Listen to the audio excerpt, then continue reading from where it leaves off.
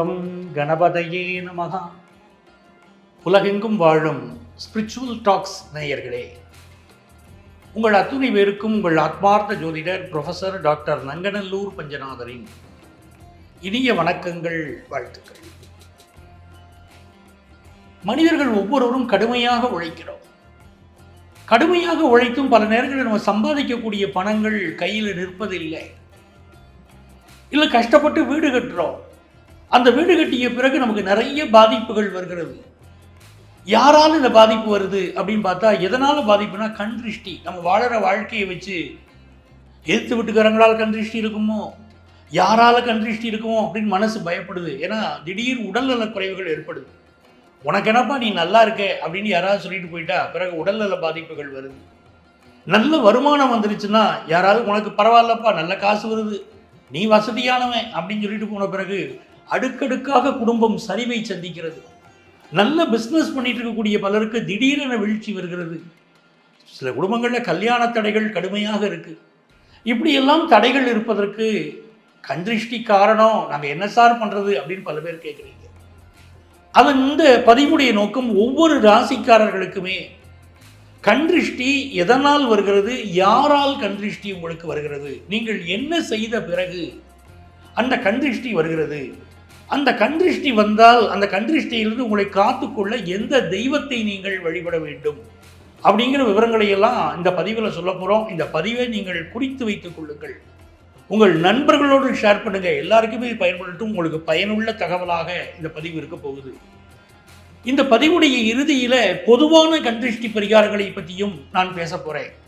ஆக ராசி ரீதியாக உங்களுக்கு வரக்கூடிய இந்த கண் திருஷ்டி ஒவ்வொரு ராசிக்காரர்களுக்கும் எப்படி படுத்துகிறது, எப்படி அதிலிருந்து தப்பிக்கலாம் என்ற வழிமுறையை சொல்லித் தருகிறேன். வாருங்கள், பகிர்ந்து கொள்வோம்.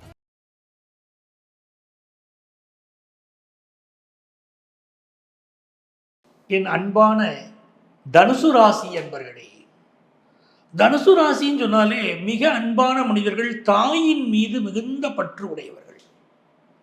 குரு பகவானுடைய ராசி என்பதனால் நீதி நேர்மையாக வாழக்கூடிய, பிறருக்கு உதவக்கூடிய நல்ல மனிதர்கள் தனுசு ராசிக்காரர்கள். அப்படிப்பட்ட தனுசு ராசிக்காரர்கள் பலருக்கு வாழ்க்கையில் பிரச்சனை வருதுங்க. என்ன காரணம் பார்த்தா கடுமையான கண் திருஷ்டி.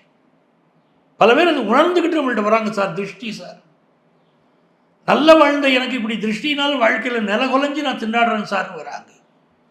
அப்படி தனுசு ராசிக்காரர்களுக்கு எதனால் திருஷ்டி வருகிறது அப்படின்னு கேட்டிங்கன்னா, நல்ல வருமானம் ஒரு தனுசு ராசிக்காரங்களுக்கு வந்தால் குடும்பத்தாராலேயே திருஷ்டி வரும். உங்கள் குடும்பத்தை சேர்ந்தவர்கள், உங்கள் அங்காளி பங்காளிகள், இவர்களாலேயே திருஷ்டி வரும்.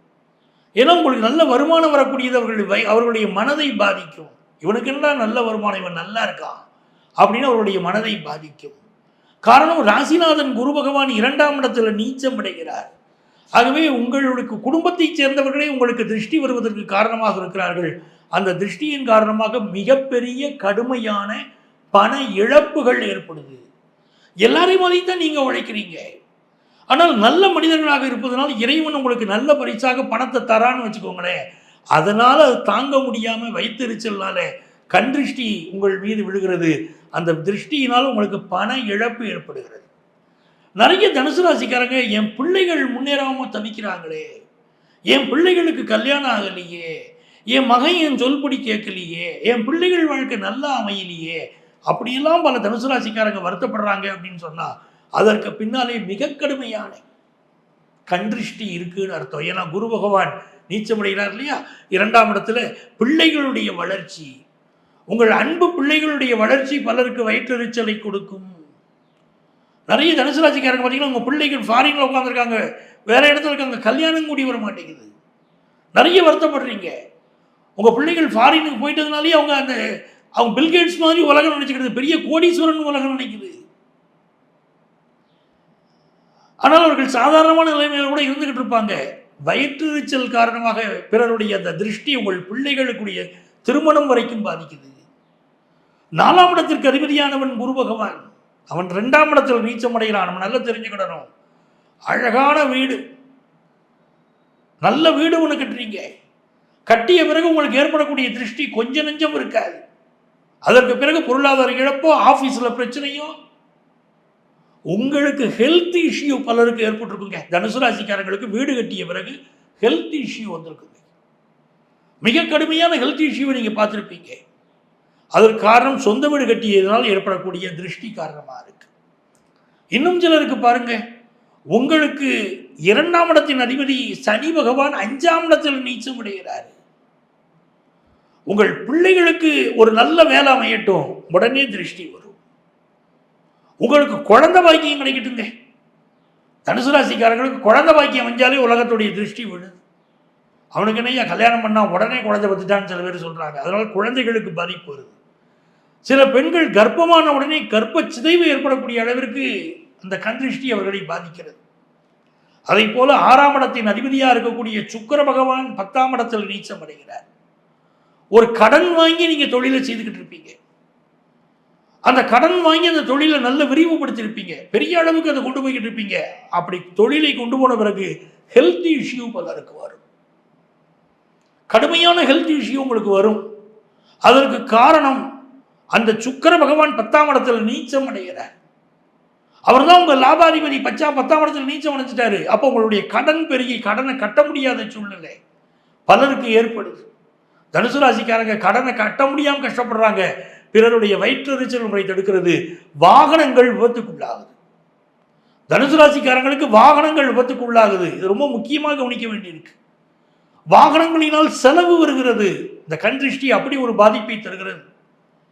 அப்படி குடும்பத்தில் கடுமையான கண் திருஷ்டிகள், ஆஃபீஸில் ப்ரமோஷன் கிடைச்சா கண் திருஷ்டி, ஒரு நல்ல கார் வாங்கினா கண் திருஷ்டி, குடும்பத்தில் கல்யாணம் நடந்துச்சுன்னா கண் திருஷ்டி, இப்படி வரக்கூடிய கண் திருஷ்டிகள் மிக அதிகம்.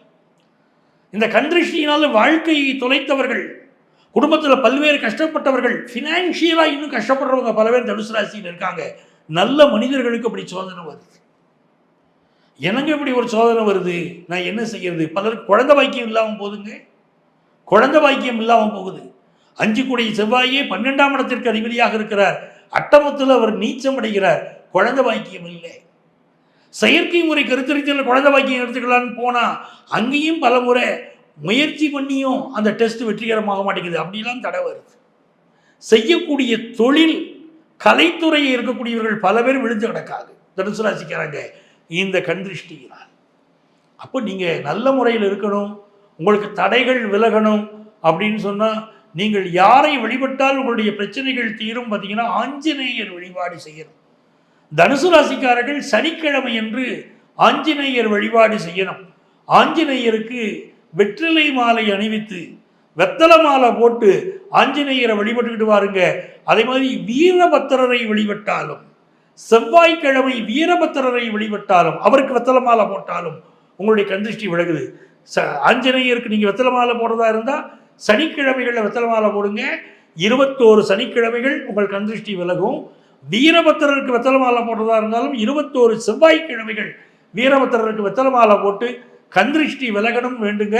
உங்களுக்கு இருக்கக்கூடிய கண் திருஷ்டி முழுமையாக விலகுவதை நீங்கள் கண்கூடாக காணலாம்.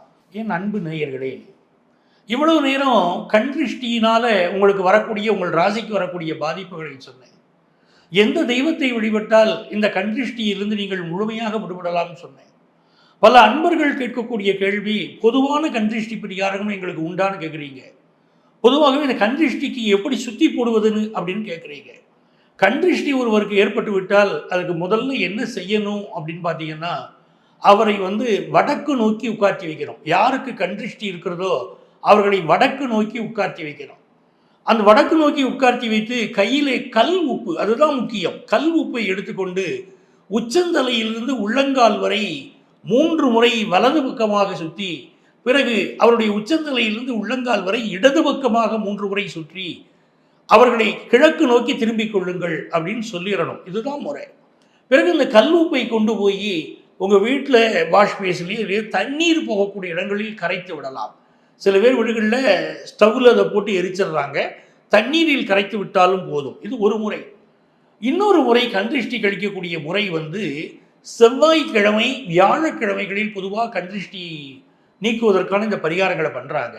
இன்னொரு முறை என்ன இருக்குன்னு பார்த்தீங்கன்னா, காய்ந்த மிளகாய் இருக்குது பார்த்தீங்களா, அந்த காய்ந்த மிளகாய், சிறிது கல் உப்பு, இதை எடுத்துக்கொண்டு நான் முன்னரே சொன்னது போல ஒருத்தரை உட்காத்தி வச்சு, வடக்கு நோக்கி உட்காத்தி வச்சு வலதுபுறமாக 3 முறையும் இடதுபுறமாக 3 முறையும் சொல்லி அவரை சுற்றி விட்டு பிறகு அந்த காய்ந்த மிளகாயை கொண்டு போய் எரிச்சு விடுவாங்க. இது ஒரு முறை இருக்கிறது.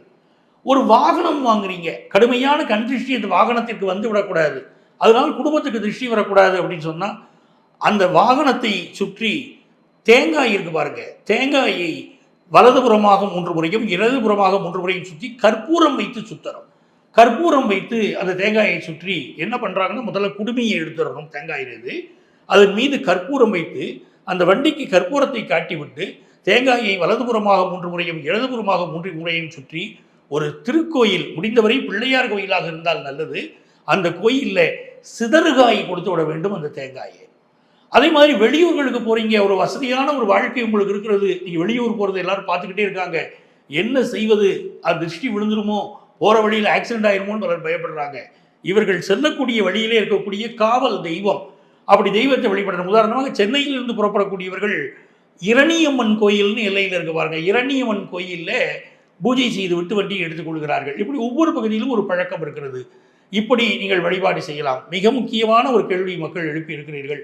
அது என்ன கேள்வினா, குழந்தைகளுக்கு திருஷ்டி சுற்றி போடுவது எப்படி சார் அப்படின்னு கேட்குறீங்க. சின்ன குழந்தைகளுக்கு, 1 வயதுக்கு தாண்டிய குழந்தைகளுக்கு திருஷ்டி சுற்றி போடுகிற போது அந்த குழந்தையை தனியாக திருஷ்டி சுற்றி போடக்கூடாது. தாயின் மடியில் அந்த குழந்தையை உட்காத்தி வச்சுக்கிட்டு அந்த குழந்தைக்கு இதை போல கிழக்கு, அதாவது வடக்கு நோக்கி அவர்களை உட்கார வைத்து நீங்கள் கல்லுப்பை சுற்றி அந்த திருஷ்டியை வழக்கம் போல கழித்து விட்டு அந்த தாயின் மடியில் உட்காத்தி வைத்து தான் அந்த குழந்தைகளுக்கு பரிகாரம் செய்யணும். தனிப்பட்ட முறையில் சிறு குழந்தைகளுக்கு கல் உப்பு பரிகாரமோ வேறு கந்திருஷ்டி பரிகாரமோ செய்யக்கூடாது. பிறந்த குழந்தைகளுக்கு கந்திருஷ்டி கழிவதற்கு இவர்களுடைய கன்னத்திலே ஒரு கருப்பு மை போட்டு, கண்ணுக்கு இடுவாங்க பாருங்க கருப்பு மை, அந்த மையா இருந்தாலும் போரும். விளக்கை எரிய விட்டு இந்த விளக்கு திரியிலிருந்து ஒரு கருக்கு வரும் பாருங்க, விளக்கு எரிஞ்சு முடிஞ்ச பிறகு அந்த கருக்கை எடுத்து கூட கன்னத்திலே ஒரு புள்ளி வைக்கணும். அதே போல குழந்தையுடைய உள்ளங்காலிலே அந்த கருப்பு புள்ளியை, கருப்பு பொட்டு வைக்கிறோம். இப்படி வைத்தீர்களானால் குழந்தைக்கு வரக்கூடிய திருஷ்டியும் போகும். அன்பர்களே, உங்கள் ராசிகளுக்குரிய கண் திருஷ்டி யார் விழுகிறது, எப்படி தீரும் என்ற வழிமுறையை சொல்லியிருக்கிறேன். பார்த்து மகிழுங்கள். உங்கள் வாழ்க்கையை நீங்கள் தற்காத்துக் கொள்ளுங்கள். உங்கள் அத்துணை பேருக்கும் உங்கள் ஆத்மார்த்த ஜோதிடர் ப்ரொஃபசர் டாக்டர் நங்கநல்லூர் பஞ்சநாதனின் அன்பு வணக்கங்கள், வாழ்த்துக்கள்.